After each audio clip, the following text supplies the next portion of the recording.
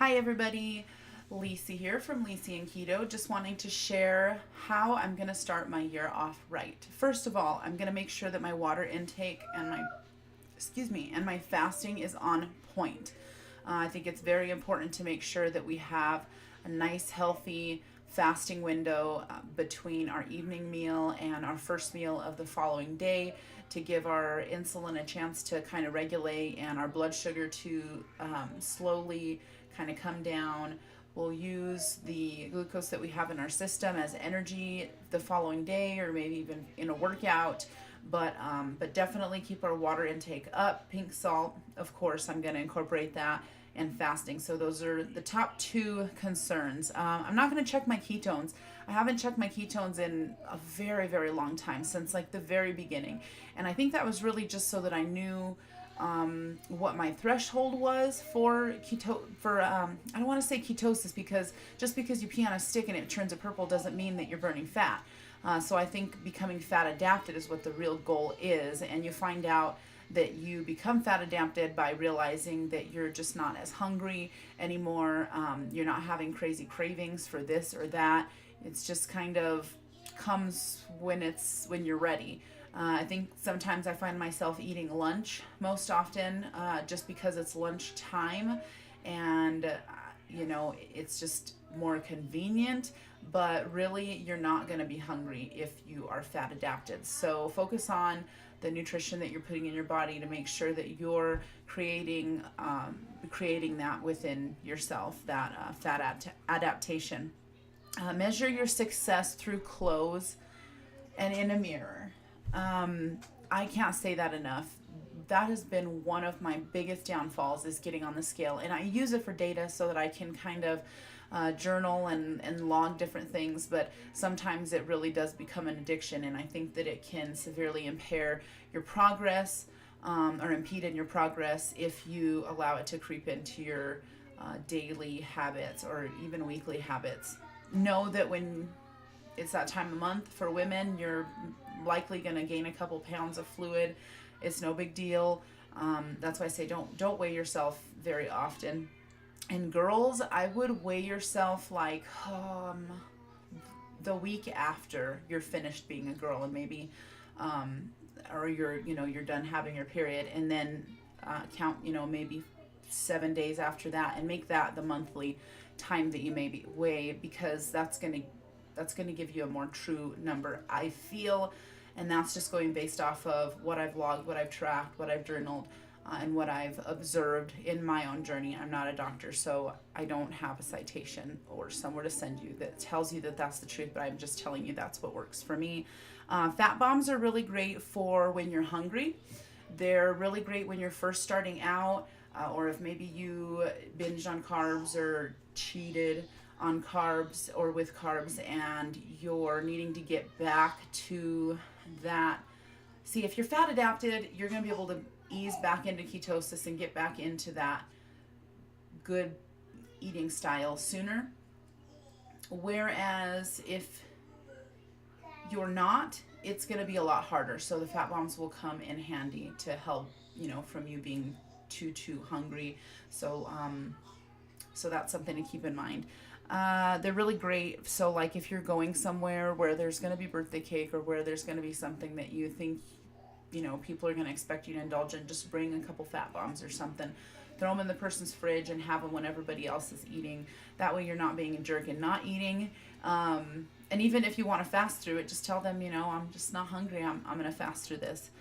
Don't be afraid to share with people what you're doing, because I've noticed that it's like a social thing. You need to eat if someone makes you food. And I'm very thankful for the friends that I have who don't make me feel guilty. That's a really big thing too. You having a social support circle, even if they don't even realize they're being supportive. Your veggies. One of the most common misconceptions about keto is that you're eating butter and cheese and meat the whole time, and I do not like that idea. I would much rather people be incorporating vegetables into their diet. So cauliflower, broccoli, green onions, lettuce, spinach, Get good lettuce like romaine lettuce, not iceberg lettuce. It's just like a filler. I mean, you could use it like say as a bun, you know, but you're really not going to get many nutrients from that. Fruit every now and again with some almond butter is a great treat. Sometimes I'll put some Cool Whip in it like ice cream, but the Cool Whip does, keep in mind, have that vegetable oil. So it's really like am I really jonesing for something um, quick and easy and sweet? But most of the time, the almond butter and the berries can kick the sweet craving. Yeah, broccoli, cauliflower, spinach, cabbage, spaghetti squash is really great. If you have an instant pot or a pressure cooker, you can make it in there in like 12 or 15 minutes, and it's delicious. It all just comes right out of the skin of the spaghetti squash. Cheese is something that I want to try and limit this next year, just to narrow in and get that much better.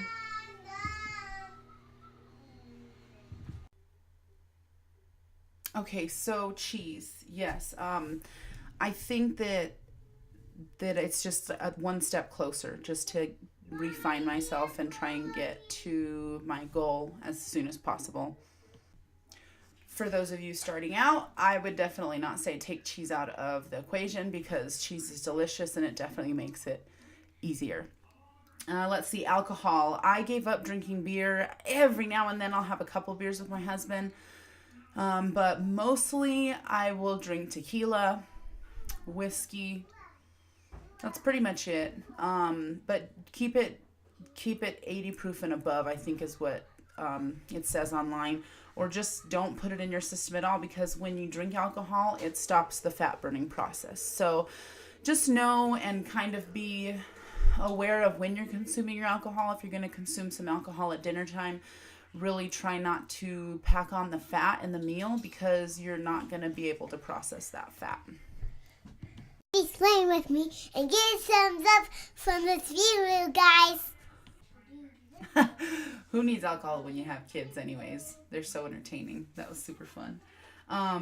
Okay, so I would just eliminate alcohol if you can. If you can't, stick to 80 proof and above, and make sure that when you are, you're thinking about it strategically. You're not going to be consuming a bunch of fat.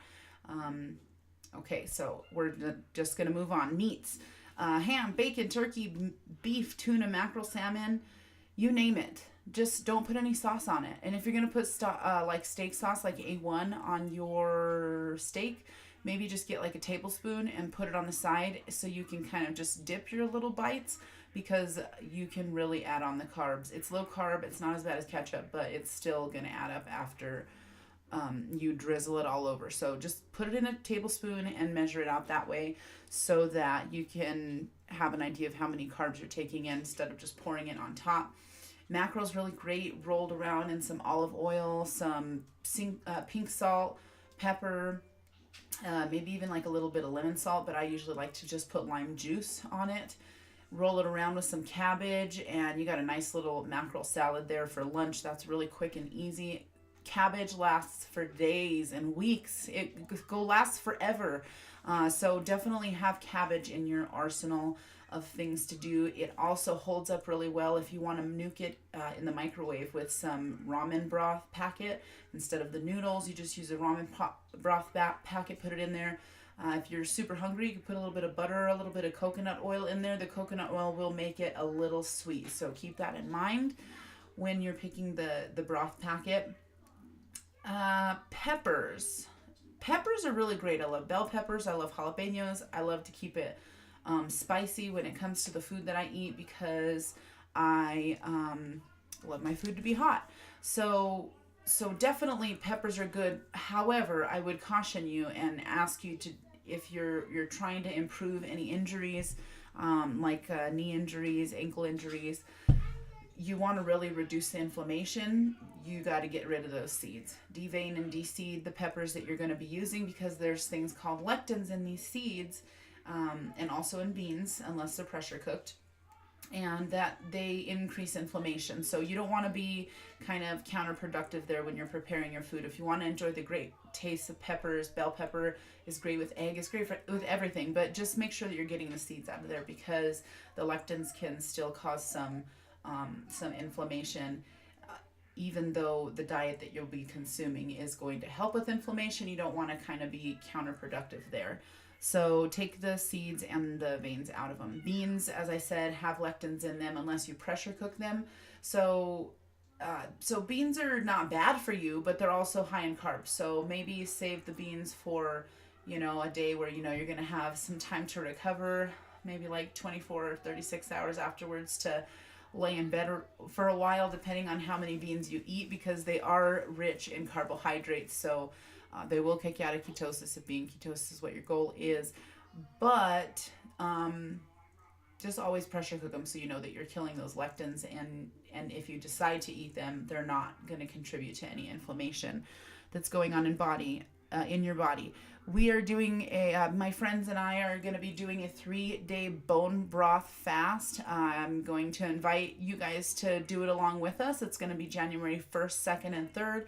At the end of the day, I'll post my findings with you at the end of the 3 days. So on January 4th, I will post my results, and I'm really excited to see how that's gonna work. I wasn't terribly my diet wasn't terribly carb rich, but I definitely had like beans the other day, and a few days before that on Christmas I had tamales, and I think I had a couple extra carbs that I should have in that week between today, which is the 30th, and Christmas. But I still feel really great about my progress. I'm not, I haven't weighed myself, and I'm sure that I've retained some fluid, but I'm not too worried about it. This 3-day fast is going to be really exciting because we've got several people in on it. We'll kind of be able to get each other's feedback and support each other, and I'm really, really stoked. If you don't have bone broth, or bone broth is too expensive, then just use the ramen packets. I mean, it's not going to kill you.